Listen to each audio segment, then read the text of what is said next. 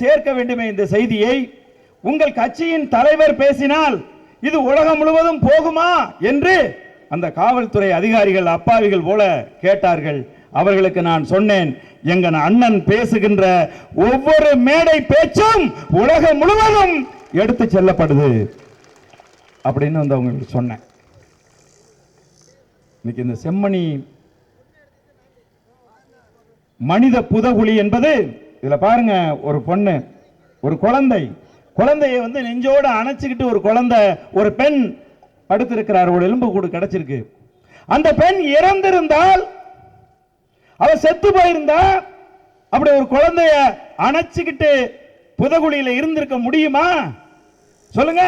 கால்களை பிடித்து வீசி, கைகளை பிடித்து வீசி, புதைகுழியில போட்டு மண்ணை போட்டு மூடின சிங்கள இனவெறி வேட்டை வெறி நாய்கள் இப்படியா கொண்டு போய் தாயோட நெஞ்சில கொண்டு போய் குழந்தைய வச்சு அவளுடைய கைகள் ரெண்டையும் இருக்க வச்சுக்கன்னு சொல்லி வச்சா புதைச்சிருப்பான்?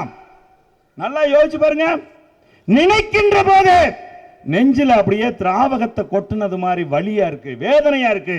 உயிரோடு என் தாய் இருந்திருக்கிறாள், என் தங்கை இருந்திருக்கிறாள், அவள் தன்னுடைய பிள்ளையை வாரி அணைத்திருக்கிறாள், அவள் காப்பாற்ற முடியவில்லை. உயிரோடு இருந்த பெண்ணை உயிரோடு வச்சு போச்சிருக்கிறான். அதுதான் அங்கு நடந்திருக்கிறது பாருங்க. ஆனால் ஒன்று மட்டும் உண்மை, 1975 இருந்து 79 வரைக்கும் கம்போடியாவை ஒரு ஆட்சி செஞ்சான் பால்பட் அப்படிங்கிறவன்.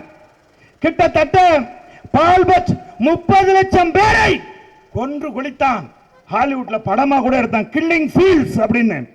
ஆனால் பால்பட் செய்த அந்த கொலைகளை அந்த நாட்டு மக்கள் மிக கடுமையாக போராடி குழி தோண்டி அந்த 30 லட்சம் மக்கள் எலும்பு கூடுகள் அவனுக்கு தண்டனை பெற்றுக் கொடுத்தது. அந்த ஹம்ரோக் என்கிற அந்த கட்சியினுடைய அந்த போர், அந்த மக்களை கொன்று குவித்த அத்தனை பேருக்கும் சர்வதேச நீதிமன்றம் தண்டனை வாங்கி கொடுத்தது. அதே மாதிரிதான் ரொவாண்டா, ஹோட்டல் ரொவாண்டான்னு ஒரு படம் வந்தது. அங்க ஹிட்டோ என்கிற ஒரு இனம், டுஷி என்கிற இனத்தை கிட்டத்தட்ட 1 மில்லியன் பீப்புள, கிட்டத்தட்ட 10 லட்சம் பேரை 100 நாள்ல கொண்டு ஒழிச்சான். 100 நாள் 10 லட்சம் பேரை கொன்று ஒழிச்சான். ஆனால் அந்த டுஷு மக்கள் விடல, உரிமை கேட்டு போராடினார்கள். தங்கள் இனம் அழிக்கப்பட்டதுக்கு நியாயம் வேண்டும் என்று சர்வதேச மன்றத்தில் நின்று கதறினார்கள். சர்வதேச நீதிமன்றம் அதுல தலையிட்டு அந்த படுகொலைக்கு காரணமான அத்தனை குற்றவாளிகளுக்கும் தண்டனை வாங்கி கொடுத்தாங்க. இதை ஏன் நான் இன்னைக்கு சொல்றேன் அப்படின்னு கேட்டீங்கன்னா, மனித குலத்துக்கு எதிரான குற்றங்கள் புரிந்தவர்கள், திட்டமிட்டு இனப்படுகொலை செய்தவர்கள் ஒருபோதும் தப்பிக்க முடியாது. இதுக்கு நிறைய உதாரணம் இருக்கு. நிறைய நாட்டினுடைய தலைவர்கள், சார்லஸ் டைலர் நாட்டின் அதிபர் 50 வருஷம் சர்வதேச நீதிமன்றம் அவனுக்கு தண்டனை கொடுத்து உள்ள தூக்கி வச்சிருக்கு. Still he is in the prison. இன்னைக்கு வரைக்கும் உள்ள உட்கார்ந்துட்டு இருக்கான். அன்பான உறவுகளை, நம்ம இங்க ஒரு கூட்டம் போட்டு இப்படி பேசிட்டு இருக்கோம் நினைக்காதீங்க. இந்த கூட்டம், நமது அண்ணன் பேச போகின்ற அந்த பேச்சு, அந்த குரல் சர்வதேச நீதிமன்றத்தை தட்டி எழுப்பும், சர்வதேச சமூகத்தை தட்டி எழுப்பும்.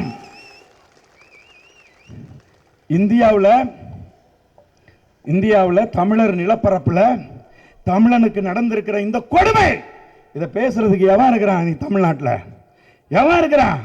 யோசிச்சு பாருங்க. இங்க உட்கார்ந்து எதையோ பேசிட்டு இருக்க எத்தனையோ பேரு